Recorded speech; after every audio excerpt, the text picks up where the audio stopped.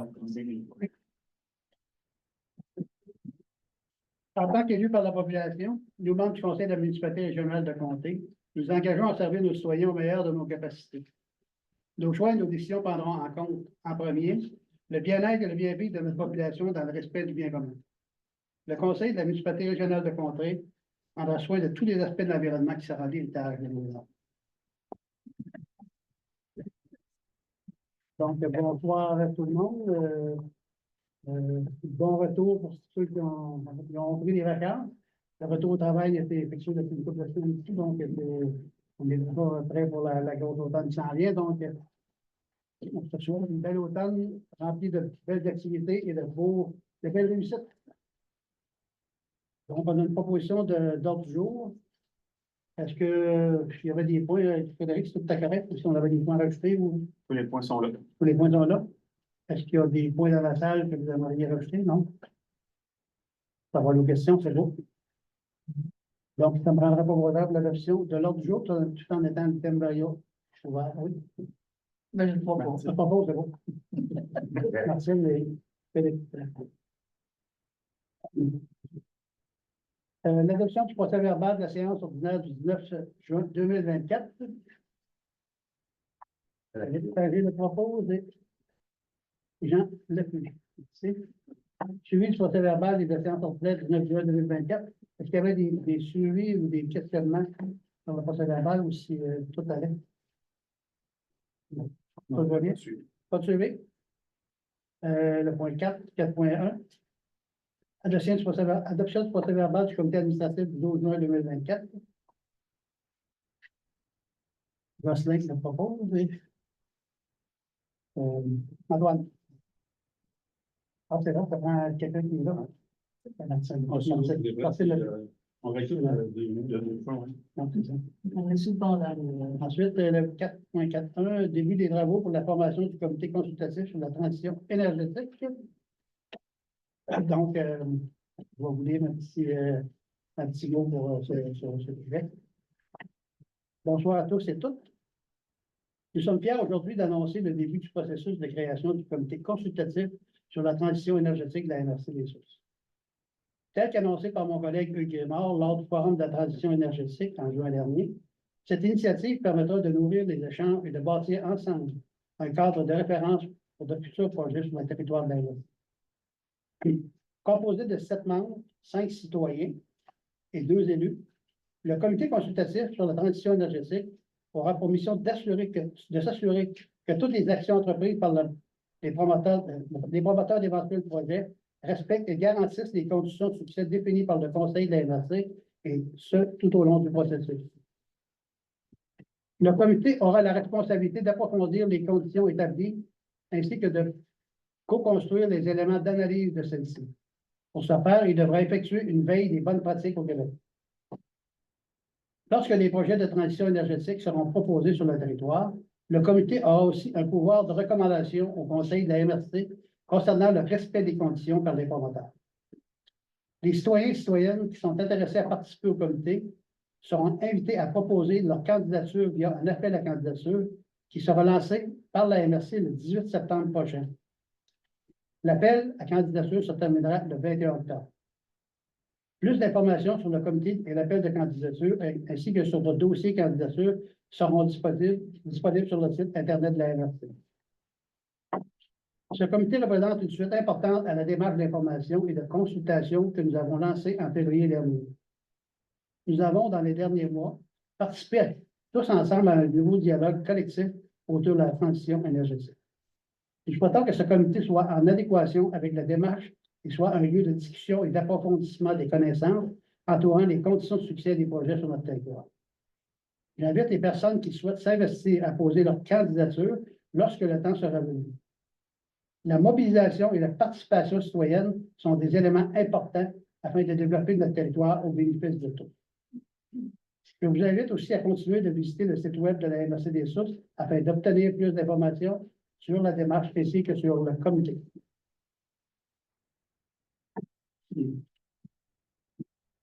Ouais. Ensuite, on s'est rendu à la période de demande des citoyens de 15 minutes. vous demander de vous identifier et de poser vos questions. Si je ne peux répondre à vos questions, qu'on ne peut répondre à vos questions, on va les prendre en note, on va vous voyer ultérieurement. Bonjour, mon nom c'est Claude Gélineau. J'aimerais savoir, parmi vous autres, des élus, est-ce qu'il y a des gens qui vont être à 500 mètres d'une éolienne? À 1000 mètres. Donc, vous allez être plus loin que ça, hein? Ça va être pas mal plus loin. La question, elle revient souvent.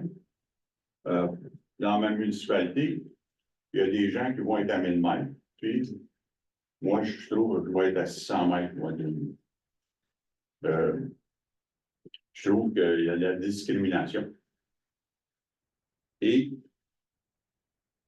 où avez-vous pris vos chiffres encore? La dernière fois, M. Marcotte avait mentionné que des fois, souvent, dans la municipalité, comme il y a des chiens, il y a en ville, on peut dire dans le village, il y a moins de chiens que dans la campagne.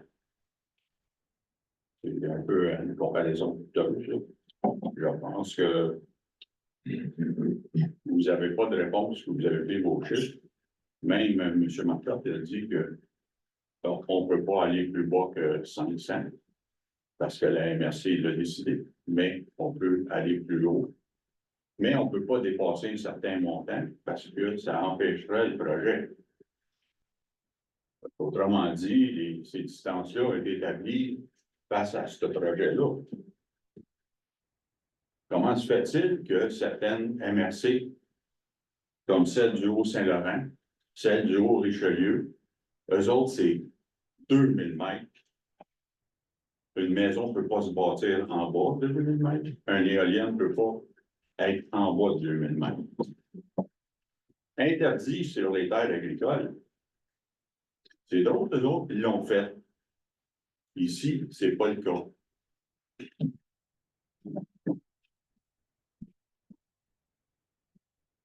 La MRC impose. Et parmi vous autres, c'est sûr que vous avez été élus dans vos municipalités, mais il n'y a personne de vous autres qui a été élu en tant que, comme le préfet de la MRC. Il y a l'article dans le journal qui est paru cette semaine. Ben, c'est ça, là. Vous imposez des gros projets et vous n'avez pas été élu pour ça. Ça prendrait une élection pour le préfet, ça serait un suffrage universel. Ça serait très important que ça se fasse ça. Parce que, pour vous donner un exemple, j'avais posé la question au mois de novembre. La ville, naturellement, de Val-des-Sources, vu qu'elle est plus nombreuse, ben, elle a 7 voix. Danville est un peu moins nombreuse, a un peu moins de voix. Les autres, c'est les yeux. Avec ce qu'on a entendu aussi dans le journal, c'est que la ville de Val-des-Sources voudrait aller chercher 2 secteurs de Danville.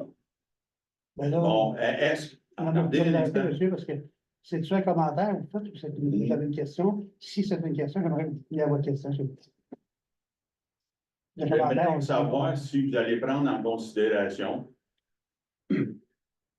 de changer ça, au lieu d'élire un préfet entre vous autres, que vous allez emmener ça, changer ça en suffrage universel. On a déjà posé la question disons, vous avez, M. Marcotte avait dit on va réfléchir à ça, mais j'aimerais ça qu'est-ce que vous allez faire là-dessus? Bon, on a une discussion qui va s'en suivre dans le courant de l'automne. On veut parler là-dessus, on a regardé un petit peu en séance et on va prendre le temps de regarder tous les avenues possibles et de regarder qu'est-ce que chacune des municipalités pense de ce projet-là. Apporter aussi des arguments qui vont faire en sorte que, oui ou non, on va aller se faire. C'est ce que je peux vous dire pour l'instant. Est-ce que quelqu'un d'autre veut répondre là-dessus, M. Carré? Une autre question? Moi, j'aurais juste une précision de André Boiteux. Les appels à candidature pour le comité consultatif que vous allez faire, Vous avez parlé de date de 18 septembre, mais comme j'ai eu de l'entendre, c'était-tu la date limite pour s'inscrire ou ça va paraître à partir du 18 septembre? Commence le 18 septembre OK, parfait. jusqu'au 21 octobre, OK, pour laisser beaucoup plus de temps que dans la démarche antérieure, là, OK. pour Quelle démarche on fait? celle des tables sectorielles. On Ah, a eu OK. plus de temps pour s'inscrire, se mobiliser. On a bien pris note des commentaires. Ah, Puis on laisse plus de temps. OK, merci. Parlant du comité, des temps de Gendron qui était venu. Parlant du comité que vous nous avez annoncé, puis citoyen éolienne, est-ce que ce comité citoyen va avoir accès à tous les dossiers des entrepreneurs?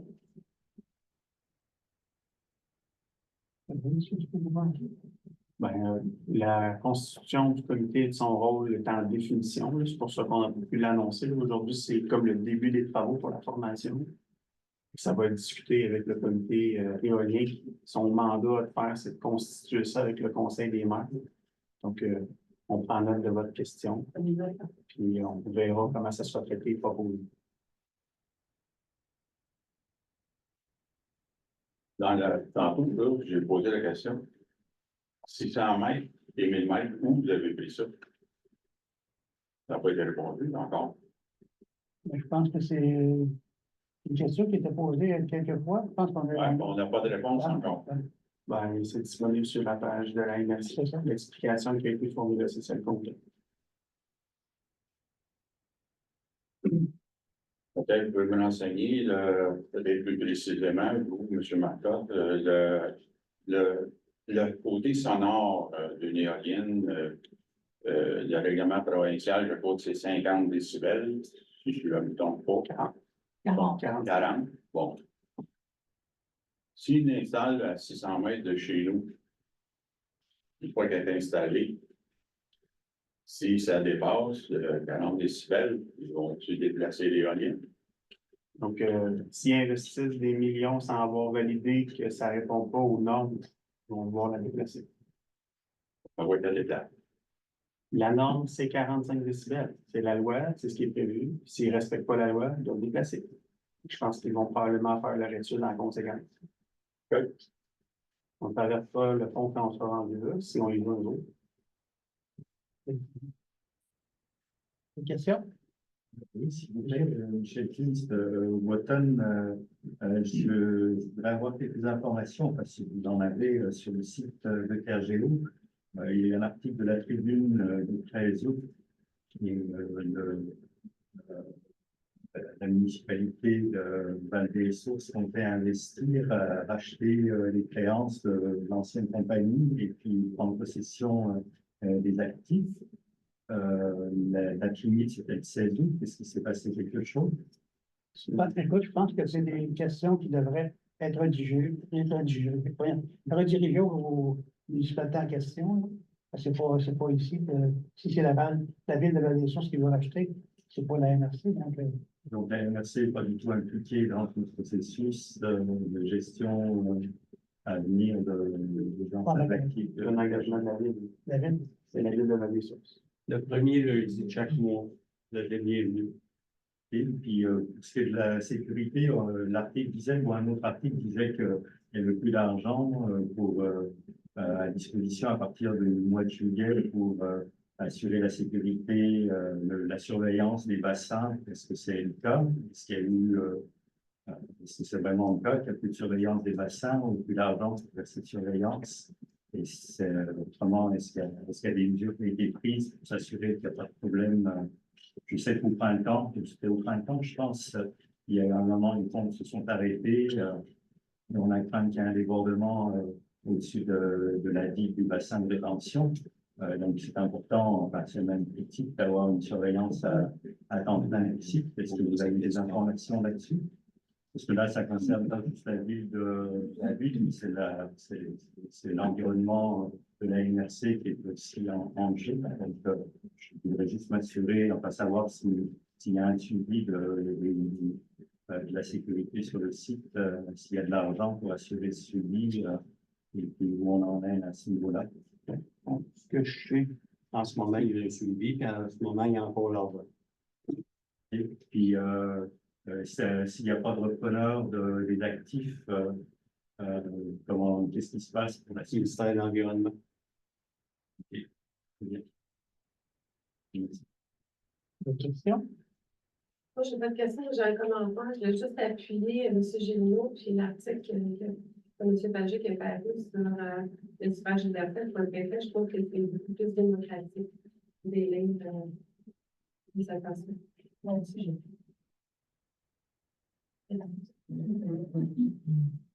Ça va? 7.1, le 7.1, calendrier des activités de septembre et octobre 2024.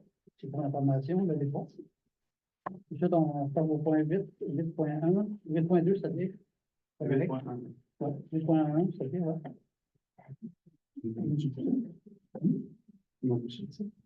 C'est 2.2. On n'a pas les mêmes. C'est 2.1. Ah ben regarde, on n'a pas la même, c'est ça. Oui, c'est la même. La lettre de la ministre. Les affaires municipales. C'est ça. Entrée à rigueur des OGAT et révision du schéma d'aménagement de la MRC des sources. Frédéric. Oui, donc ceux qui ne sont pas familiers là, avec ce jargon-là, c'est le ministère des Affaires municipales a adopté le gouvernement du Québec là, les nouvelles orientations gouvernementales en matière d'aménagement du territoire. C'est un peu là, grand chapeau cadre là, de l'organisation du territoire au Québec. Donc, lorsqu'ils adoptent les nouvelles orientations, ils ont prévu à l'intérieur une obligation des MRC d'entamer un processus de révision de leur schéma d'aménagement. Donc, on va entamer un processus, on va présenter un plan en 2025, puis on a 3 ans pour se conformer à ce processus-là. Donc, on va entamer les travaux là, probablement en début d'année prochaine. C'est à titre de renseignement, c'est l'information. 8.2, lettre d'approbation du plan régional des milieux humides et hydriques, PRMHH, de la MRC des sources. Oui, on est très fiers. On a travaillé pendant 3 années complètes à la rédaction du plan régional des milieux humides et hydriques.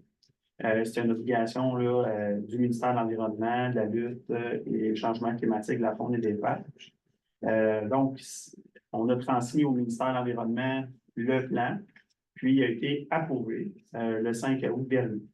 Donc, c'est un très bel exercice, il y a beaucoup de travail de l'équipe et aussi un partenariat régional estrien dans la concrétisation de ce projet-là.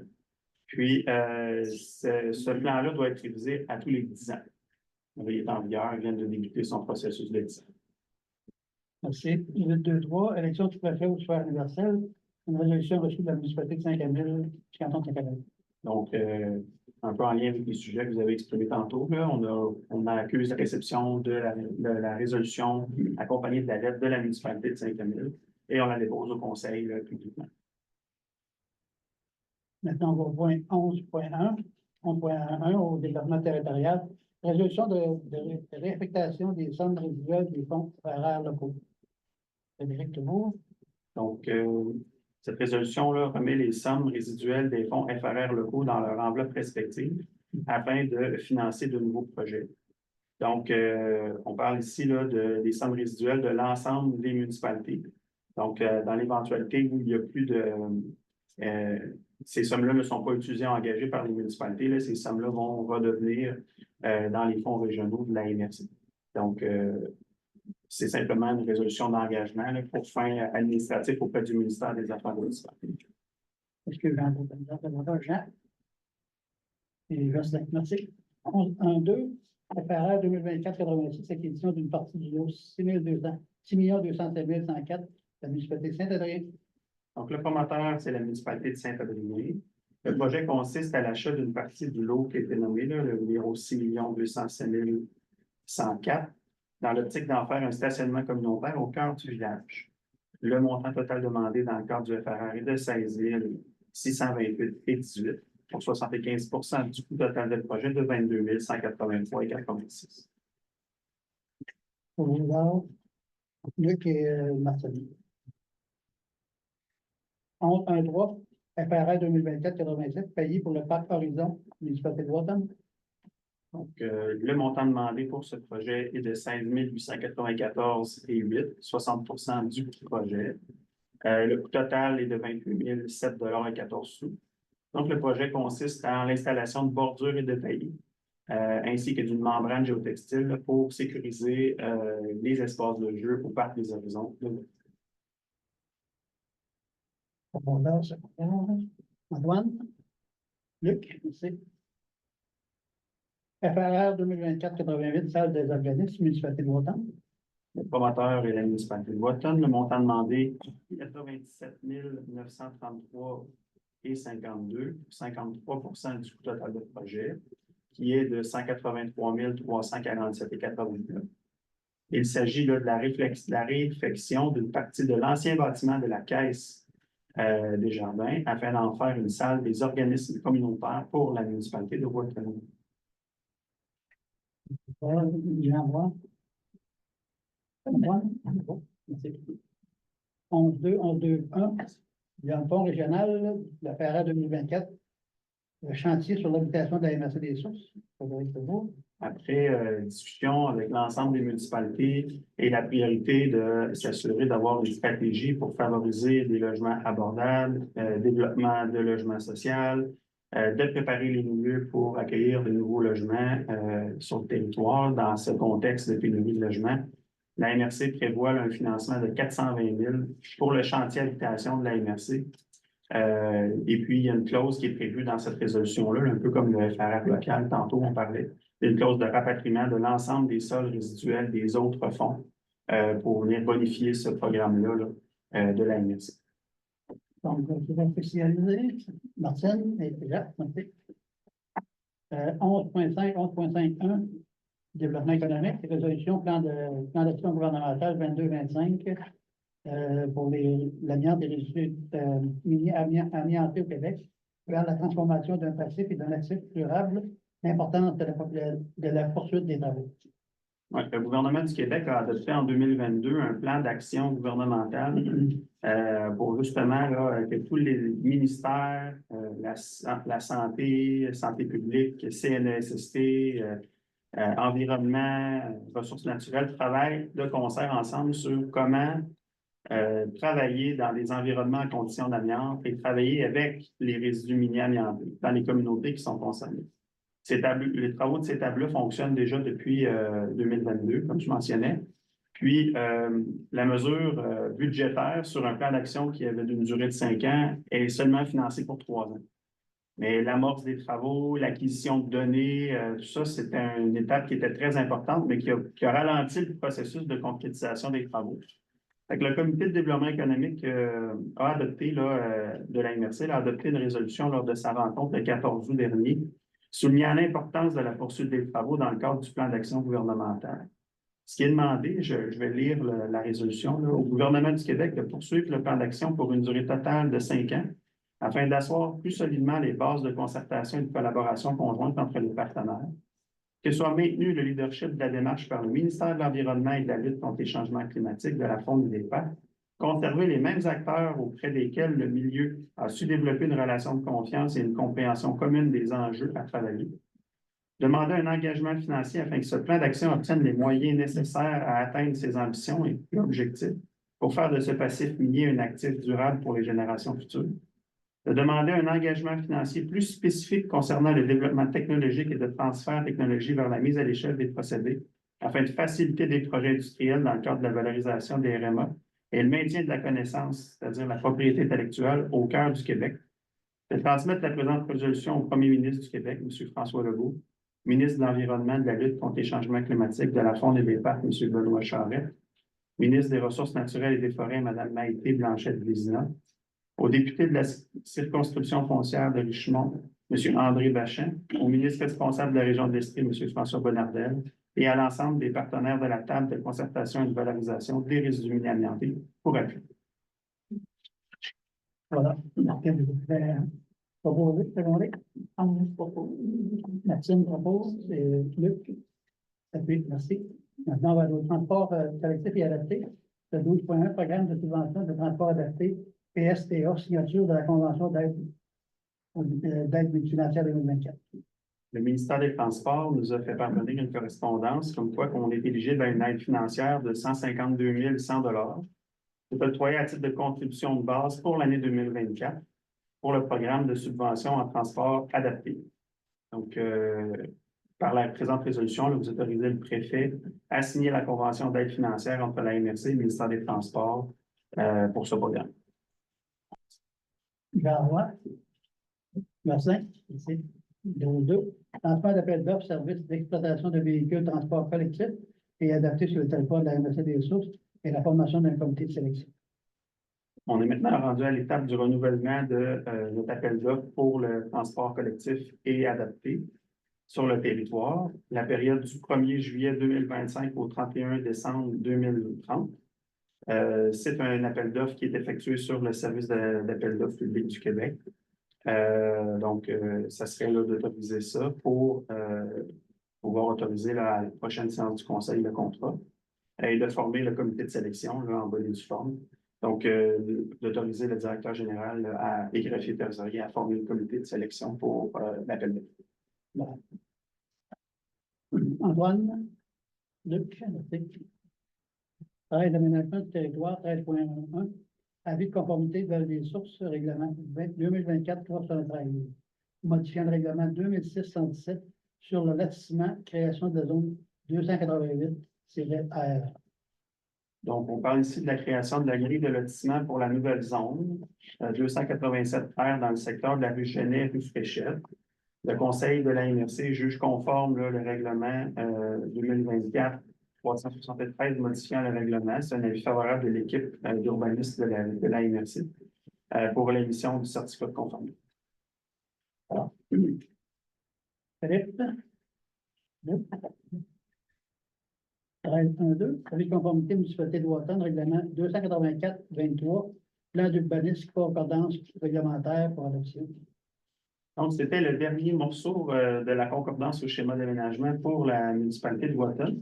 Donc, en vertu de l'article 59 de la loi sur l'aménagement et l'urbanisme, les municipalités doivent adapter leur réglementation municipale afin de s'arrimer au schéma d'aménagement. Ce règlement s'inscrit donc dans ce contexte de concordance réglementaire. Donc, il vous a été présenté pour concordance et l'équipe d'urbanisme de la MRC là, va évaluer le tout et c'est conforme aux objectifs du schéma. Donc, ici, ça serait pour l'émission du certificat de conformité. Jean Roy. 13.1.3, entente de partage de données entre le MAPAC et la MRC des Sources. Donc, c'est le ministère de l'Agriculture là, qui nous exige cette procédure-là. Il souhaite partager des informations confidentielles tirées du formulaire d'enregistrement des exploitations agricoles sur le territoire de la MRC pour favoriser le développement des activités agricoles et leur protection. Donc, il doit y avoir une entente de consentement pour le partage de ces données-là. Donc, c'est pour différentes dispositions, là, notamment la mise en œuvre des schémas d'aménagement, des plans régionaux des milieux hydriques, humides et hydriques. Dans le cadre des travaux, les MRC détiennent également des renseignements d'intérêt pour le ministère, à savoir des matrices graphiques, des documents d'actualité, des renseignements sur les entreprises, également des données géomatiques. Donc, l'entente vise une réciprocité dans le partage de données confidentielles. Et évidemment, on s'assure du respect de ces données-là prévues dans la loi sur les renseignements personnels. Martine, Luc. C'est une autorisation à la direction générale qui fait trésorier de signer la distance. Vous êtes toujours d'accord quand même? C'est bon, on est là. 13.1.4, autorisation de signature pour la convention d'aide financière dans le cadre de la mesure 1.4 du plan de mise en œuvre 2023-2027 de la politique nationale de l'architecture et de l'aménagement du territoire. Donc, suite à l'adoption de la politique nationale d'architecture et d'aménagement du territoire par le gouvernement du Québec, ils ont prévu des modalités d'aide financière au MRC. Donc, pour la MRC des Sources, là, on parle ici d'un montant d'une aide financière de 207 918 pour les travaux nécessaires là, à la modification de son schéma d'aménagement, notamment pour la concordance aux orientations gouvernementales que je parlais tantôt. Donc, c'est une convention d'aide financière là, qui se doit d'être signée et c'est le préfet qui est autorisé là, dans le cadre de cette résolution là, à signer.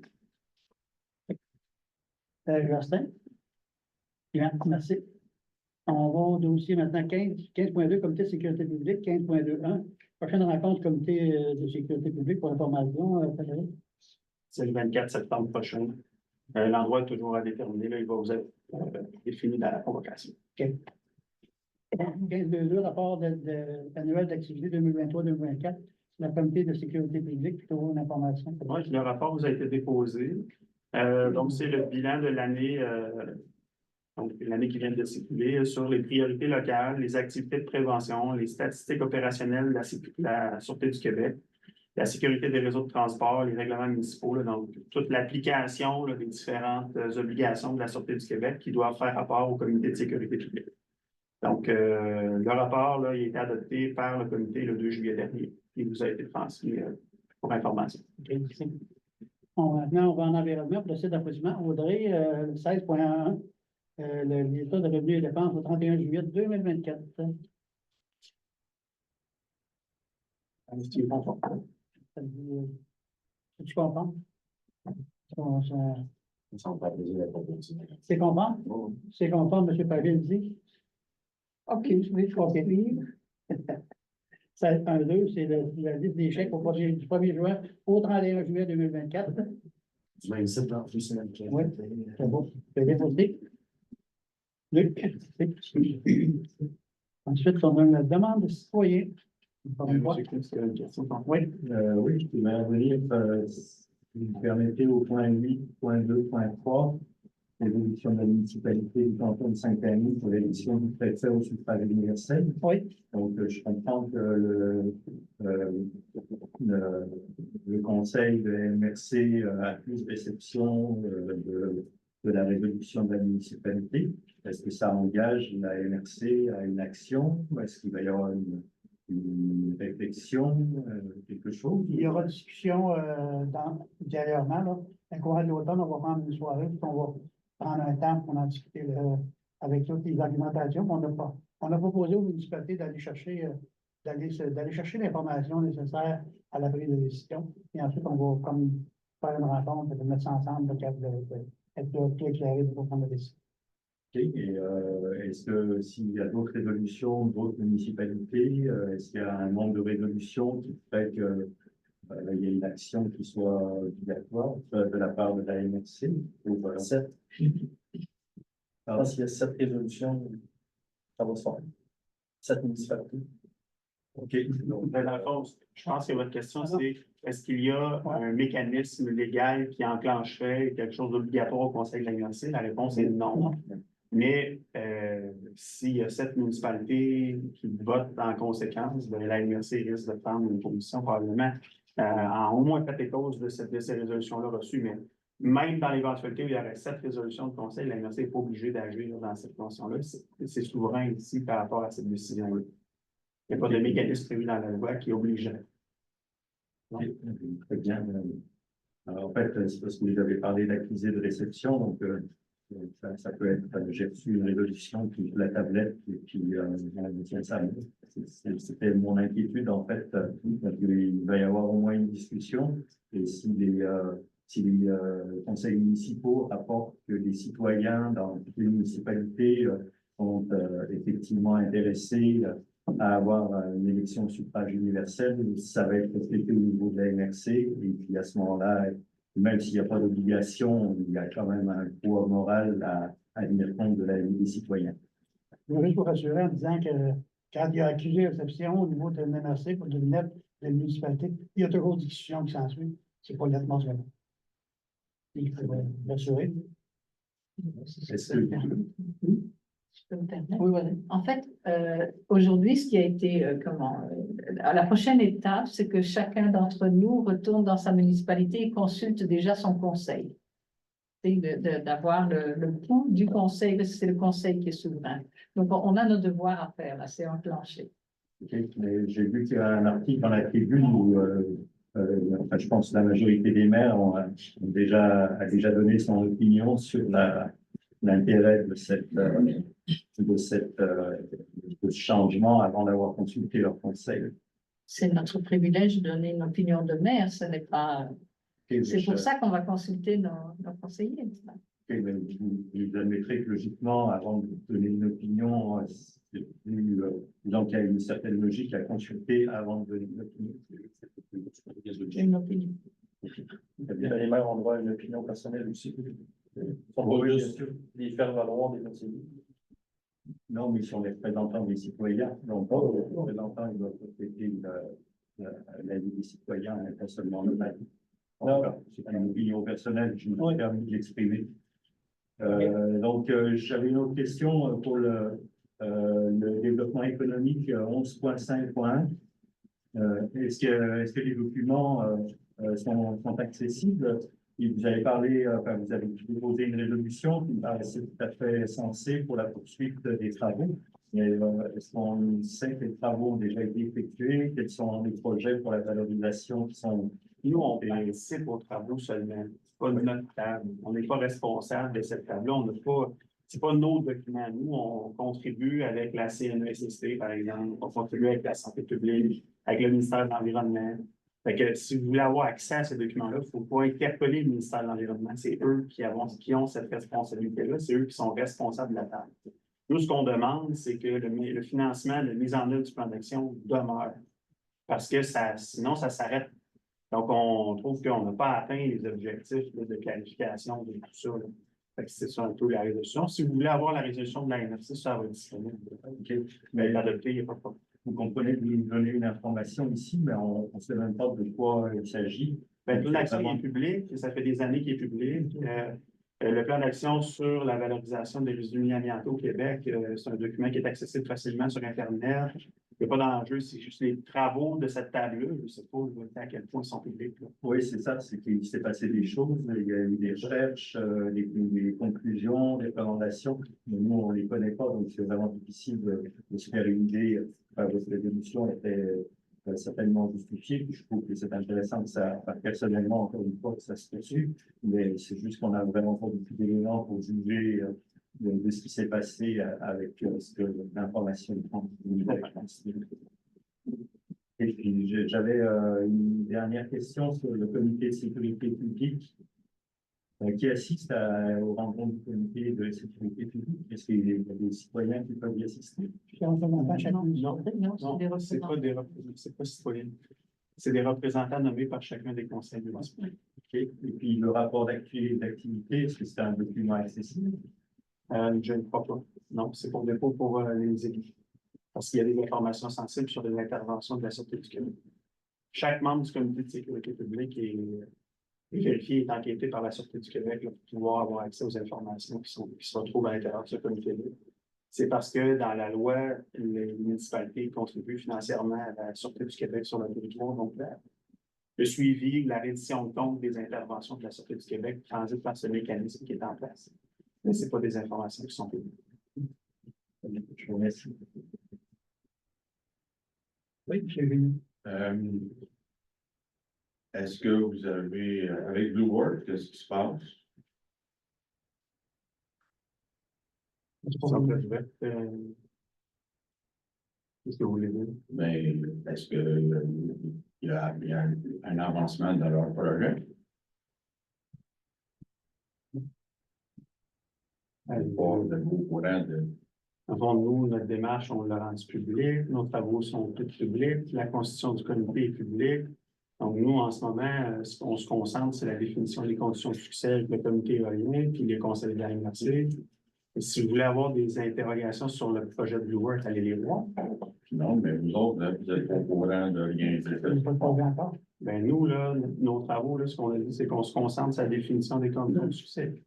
Et après ça, les promoteurs vont devoir y répondre. C'est comme ça qu'on se concentre en ce moment.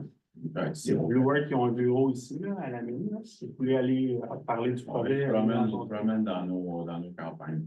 vous pouvez aller les voir. Comme ça, vous êtes Je ne suis pas le représentant de Blue World. Non, c'est pas mon travail de parler de la question, je vous la pose. Vous êtes au courant, vous êtes pas au courant. Tout simplement. C'est bien beau. Une question? Oui, si je peux me permettre, vous avez pour la constitution du comité éolien, l'appel de candidature est le 18 septembre, qui se termine le 21 octobre, advenant un appel d'offres de Hydro-Québec pendant cette période, ou même avant. Comment vous articulez l'ensemble? Monsieur Lafond? Ben, je vais vous répondre. En ce moment, nous autres, on ne se gouverne pas avec l'ICI, on se gouverne avec le calendrier qu'on a adopté. Et à date, les informations qu'on a, on avance au rythme qu'on a présenté le calendrier. On vous a présenté aujourd'hui l'avancement de la constitution du comité qu'on avait annoncé lors de l'événement du mois de juin. On a travaillé cet été avec ça. Le comité éolien s'est rassemblé pour construire tout ça. Notre calendrier, c'est celui-là. Là. S'il a à être bousculé d'une quelconque manière, on verra, puis on le gérera rendu là. Mais pour le moment, on ne fait pas de scénario en conséquence d'un appel d'offres cet automne. Est-ce qu'on peut savoir les deux élus qui ont été choisis? Il n'a pas été choisi encore. Le comité va. Le processus de sélection va suivre son cours à partir du 18 septembre. Bonne question. Merci. 18.1, 18.1. MRC, taux de revenus et dépenses au 31 juillet 2024. J'ai une question. Oui.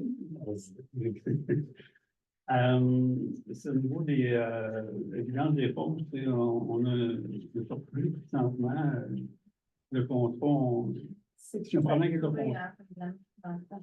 Les municipalités ont des factures juste quand le projet est fini, quand la saison est terminée.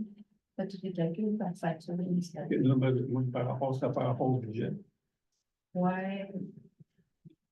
Mais vu que c'est un NNR, dans le fond, le montant il est approximatif dans le budget. OK. Parce que de toute façon. Ça n'a pas on va d'impact. Ça va savoir ce que ça va. Ça va s'équilibrer au lieu des dépenses. Tu n'auras pas de déficit pour cette année. Oui, mais c'était concernant la page 3 de 34, affectation du surplus accumulé. Je voulais savoir si on avait c'était prévu qu'on C'est budgétaire, budget de. Alors, une deuxième. Oui, voilà. Au niveau des ventes pour taxes, c'est ça aussi, c'est pas chaque année, là. Comment, tu sais, on voit qu'il y a dans le budget, dans notre dépense. Comment ça se passe après? Ben, ça aussi, ça varie soit un petit peu plus de revenus ou égal. Puis c'est qu'on ne peut pas le prévoir, on ne sait jamais. Puis là, ça faisait 5 ans qu'on avait. Ouais, c'est ça. C'est pour ça que c'est à zéro. On pourrait mettre un montant, mais ce sera un montant à C'est aussi utile que de- J'ai eu une facture en tous les cas. Ouais, dans le fond, comment ça fonctionne, c'est tous les montants qu'on récupère dans le cadre des ventes pour taxes, les frais de la MRC, qui sont l'équivalent pratiquement égal, là, des charges pour procéder à la vente pour taxes. Après ça, on envoie ça au tribunal à Sherbrooke. Puis eux, après ça, transmettent l'argent aux municipalités. Déduit des frais. Si la vente était inférieure aux frais, ils nous donnent une facture. Comme c'est la VRF. Dans ce cas-là, il y a une facture pour couvrir la totalité des dépenses. C'est comme ça que ça fonctionne. Fait que dans le budget de la MRC, ça va pas, il y aura pas de charge. Propose, quand tu propose, oui. Juste en deux, MRC des chèques du 1er juin au 31 juillet. Des questions? J'en propose. Merci. 19.1, destruction des archives. Donc, j'utilise. Ben, comme à chaque année, il y a une liste de destruction qui a été produite. Cette liste-là, elle comprend l'ensemble des documents qui peuvent être détruits selon le calendrier de conservation de la MRC. La liste est dans l'ordre des codes, puis elle comprend le numéro de la boîte où se trouvent les outils en question. Ces documents-là, ils ont atteint ou ils ont même dépassé la date de fin de vie. Ils n'ont plus de valeur fiscale, financière ou administrative, pas plus que de valeur patrimoniale ou de recherche. C'est pourquoi ils peuvent être détruits. Fait qu'on veut obtenir l'autorisation. Je peux poser une petite question? Oui. C'est quoi la date de à dépasser? Ça C'est dépend différent de pour chaque nature de document. document. C'est ça. OK. Comme les résolutions, c'est à perpétuité, les ventes d'immeubles, c'est à perpétuité, les contrats gouvernementaux, il y a une date là, de suivi après la date de fin, exactement. Fait qu'on a un archiviste qui passe, qui suit notre calendrier de conservation, qui nous dit qu'on doit détruire ces pièces-là, puis ça doit prendre une résolution pour les détruire. OK. Donc, Jean et Martine. Donc, Mario, vous avez quelque chose? C'est correct. Proposer la promotion de l'Assemblée. Jocelyn, merci. Bon retour.